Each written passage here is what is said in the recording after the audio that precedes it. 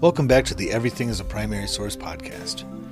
We're continuing with a review of sorts of the second half of Season 2 with Part-2-Palooza, the second parts of the second part of the season. These summer episodes can stand alone as great pop culture conversations, but if you'd like some more context, head on back to earlier in the year to hear Part 1. Today's Part 2, for instance, is attached to February 16th's episode dissecting 1977's Saturday Night Fever. When he's not in front of the camera, Kevin Higgins hosts a podcast called I Help Make That, a show dedicated to learning from the cast and crew members of movies and TV shows themselves about the stories they've helped tell.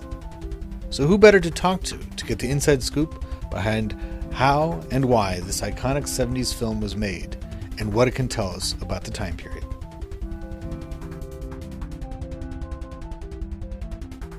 You know, it's such an iconic thing. Whenever because again, I grew up in the 80s and 90s, and we were more familiar with all the spoofs and the, adding little, like there's a scene in The Simpsons when Bart is strutting down the street to, Staying Alive, or, people dressing in that, famous white suit as like a joke that they are a disco stud, that kind of thing. But for the time period, that was your going out clothes. That was the place you were going when you went dancing. It wasn't an odd thing in 1976, 77, 78. Going out for the night, that's where you ended up. It wasn't like you were like, I'm going to go disco dancing. It was just, if you're going out to a club, that's the kind of club you went to.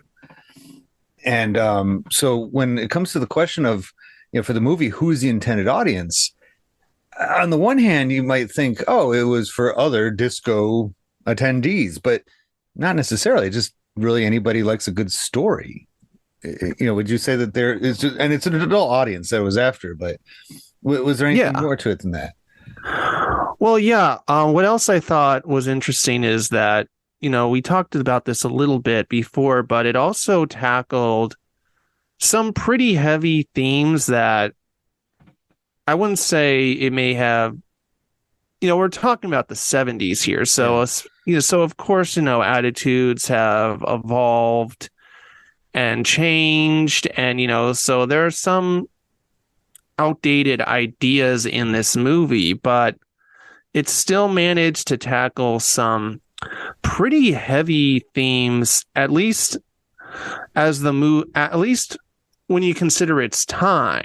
Yeah, pretty well, like sort of racism and misogyny. Yeah, and like many movies around this time kind of either condoned or just sort of downplayed those behaviors, but in this movie, actually, like they're like these, like Tony's and his friends' sort of attitudes towards like people who aren't Italian American, mm-hmm. or towards women are not viewed as a good thing, right? And it's not necessarily coming down on it one way or the other. It doesn't seem like the movie is trying to condone or condemn. It's just kind of showing it as is, just kind of the status of it. And so in that regard, and again, it goes back to our original thesis of this movie is not meant to dress up anything, or if it is, it's to very clearly show that things were dressed up in the 70s, and such, that it's a much darker movie than it lets on, that it has some toughness to it. And if it was another time period that it was portraying, they would still be these macho tough guys that had these attitudes. They would just look different and spend their evenings doing something totally different than going out to a club. Yeah, I completely agree.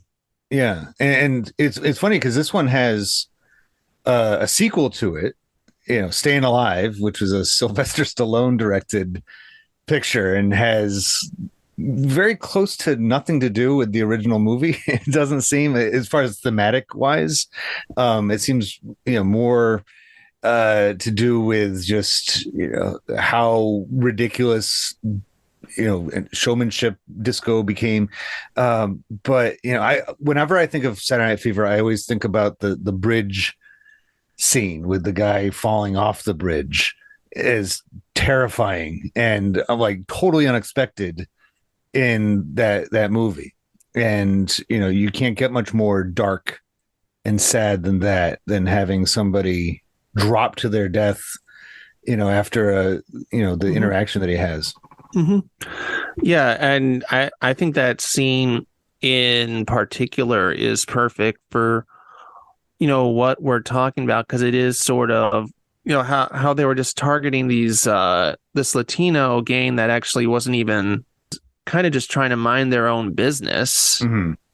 If that was enough, that really sort of helped. That whole scene in particular drives home on just how sort of awful these guys are, and it's sort of like and I think that it like that whole subplot with Bobby like trying to figure out what to do, because he had gotten the girl pregnant and deciding he'd rather just kill himself. It's kind of another turning point, especially with, well, unfortunately, what happened with Annette, which I won't, Annette, Donna Pescow's character, which I won't spoil. Yeah. Actually, you know what? That scene, in general is doubly hard to watch because, I grew up in the early 2000s. Mm-hmm. So I know Donna Pescow mainly as the mom in Even Stevens. Oh, right. Yeah. So it is kind of, it feels weird seeing her in such a different type of movie, and especially such a different type of role. And then, okay, I'll just say it's seeing her get raped. Right. It's not an easy topic whatsoever. And I guess that shows the mark of a outstanding actress, though, that you can do something that I almost want to say intimate, but not really intimate in the right way, just vulnerable, and then go on to do completely different stuff later in your career. And there's a few actors from that film that kind of follow that same. I mean, Fran Drescher is the nanny, later on. She, totally different. And even Travolta, one of my favorite, to add some levity after talking about that, one of my favorite all-time Saturday Night Live opening monologues comes from John Travolta. Right after Pulp Fiction came out, he does this great monologue where he talks about how, over the years, ever since he left Welcome Back, Kotter, they kept trying to get him to do SNL, and he was busy doing other stuff. And throughout the monologue, he keeps taking on different roles from his different movies, like, just kind of like like somebody just hands him a baby. He's like, oh, look who's talking. And then, he puts a cowboy hat on, like Urban Cowboy, and he's just going through all the different characters, and at the very end, he's like, oh, things are always looking up, and he does the pose from Saturday Night Fever, and there's the disco ball that lowers behind him, and it's like that. Somebody like him, he did struggle in a way to get away from that 70s label to him. I've heard some people say that in Pulp Fiction, the scene where his character Vincent Vega gets it from Bruce Willis's character is a symbolic of the 80s action hero killing the 70s star, literally in that movie, because of who it is that does what to the other. And it all starts with Saturday Night Fever, ultimately, with Travolta in that. And if you haven't seen that monologue, check it out, because it is hilarious the way he brings it all together. But when it comes to the time period, would it have been very odd for the 1970s to conclude without making this particular movie? Like, would it have been an incomplete movie lineup for the time period if Saturday Night Fever had never come out? Well,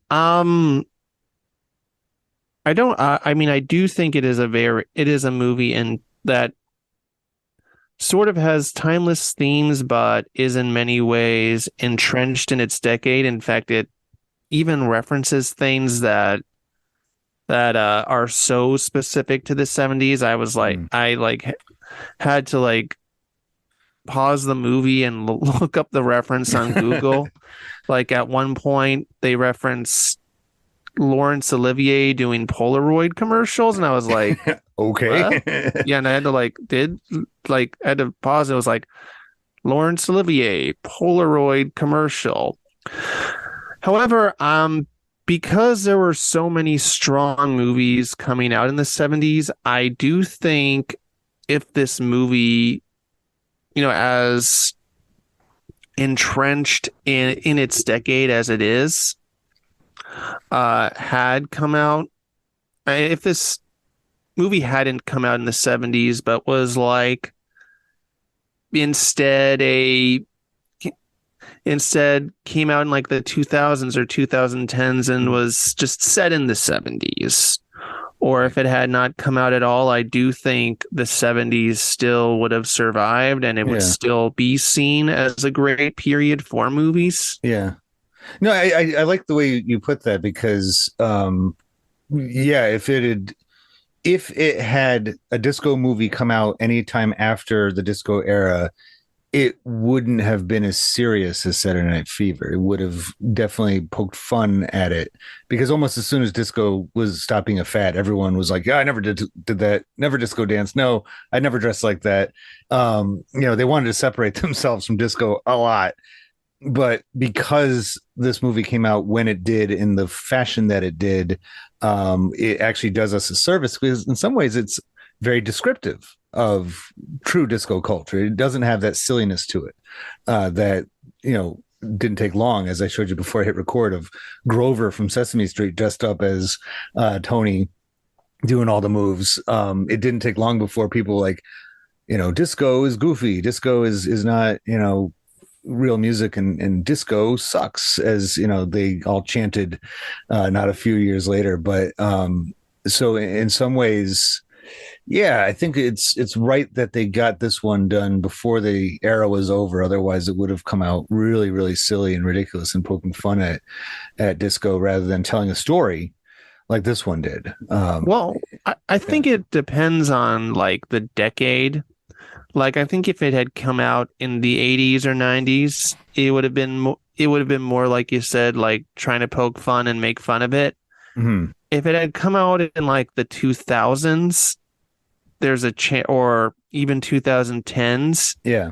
There's more of a chance it might have, and was very far removed from the disco period. There's more of a chance it might have been similar in tone.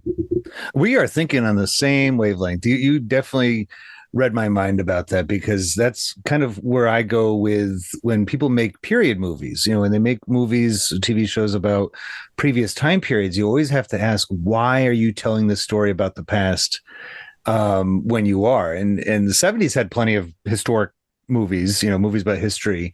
And you have to ask every time you watch them, like, why are you making this movie about this time period in the 70s? And with the early 2000s or even today, you're right. I think that if they made a movie that was set in the 70s, and they are making them, quite often, actually, you're right. I think they would have taken, the joke out of disco wouldn't be there as much. It would have been much more seriously, just the setting for it, because that's what Saturday Night Fever did. It was like, this is just the setting for the story. It wasn't about, showing disco off other than just being like, the scenery of, kind of the symbolism, for everything. So, I can't thank you enough for making this come together. I want to say it's almost record time from me putting out feelers, being like, hey, anybody want to do a podcast? To then somebody saying yes. And then not only that, saying, here's our topic and let's go for it. So thank you, Kevin, for joining the Everything is a Primary Source podcast. Where can people find you and your podcast and other projects online? So you can find me on Instagram at Kevin Liam Higgins, or you can find me on Spotify, Apple Podcasts. You can type in anchor.fm/I help make that, or just find my episodes on YouTube. And just like this program itself, I think when you watch and listen, however, you're going to get a much closer look, a much more scrutinized version of your favorite movies and TV shows. So I think our combined efforts here, me doing the primary source show and you doing the I Help Make That program, are doing a service to popular culture and media by digging in that much deeper. And so thank you again, Kevin, for joining the EPS podcast, where everything, including Saturday Night Fever, is a primary source. You're welcome.